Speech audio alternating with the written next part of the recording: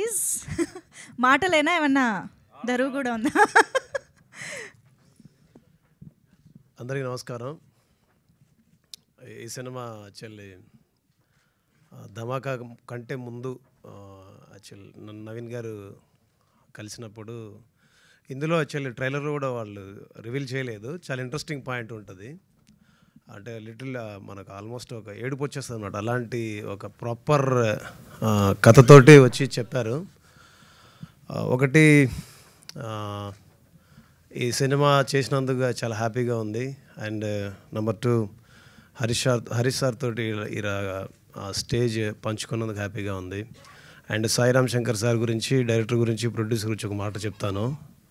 నిన్న వచ్చి స్టూడియోలో నేను రికార్డింగ్లో చాలా బిజీగా ఉంటే నా దగ్గరకు వచ్చి మీరు రేపు రావాలి ఫంక్షన్ ఉంది అని అన్నారు. నాకు అర్థం కాలే, ఈ సినిమాకి నేనే మ్యూజిక్ డైరెక్టర్ని, నన్ను మీరు ఇంత స్పెషల్గా వచ్చి పిలవాల్సిన అవసరం ఏముంది? ఒక కాల్ చేస్తే లేదా ఒక సెకండ్ దూరంలో ఉంటాను, ఒక నిమిషం దూరంలో ఉంటాను, మీరు పిలిస్తే వచ్చేస్తాను. పేరు వచ్చిందనో పరపతి వచ్చిందనో క్యారెక్టర్ మార్చుకునేంత లోపం నాలో లేదు.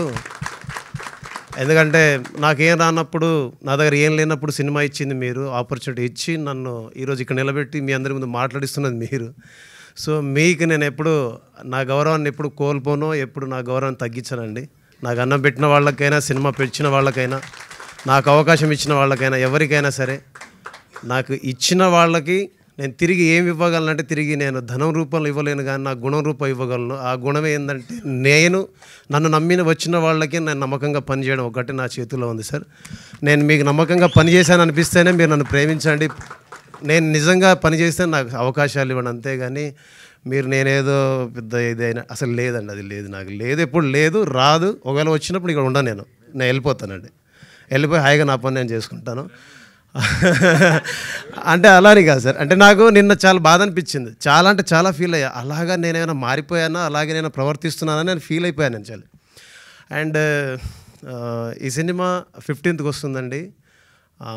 నిజం చెప్పాలంటే సాయిరామ్ శంకర్ గారు ఈ సినిమాకి ఒక హీరో అనే కాకుండా, నిజం చెప్తున్నా, ఒక కింది స్థాయి ఉద్యోగి కానీ, ఒక కింది స్థాయి వర్క్ చేసే ఒక టెక్నీషియన్ కానీ ఎలా అయితే పనిచేస్తారో అలాగా ఈ సినిమాని తన భుజస్కంధాల మీద ఎత్తుకొని, ఈ సినిమా మీద ఆయనకున్న నమ్మకంతో, ఈ సినిమా ఆడుద్దని ఒక బలమైన నమ్మకంతో, బలమైన విశ్వాసంతో ప్రజల్లోకి దీన్ని వేగంగా తీసుకెళ్లాలని శాయశక్తులా తను కృషి చేస్తున్న విధానం నచ్చి, సార్ మీరు ఎలా అయితే వెళ్తున్నారో ఆ దారిలో నేనైనా నా వైపు నుంచి నేను ఏం చేయగలనో చెప్పండి, అది మొత్తం నేను చేస్తానని చెప్పాను.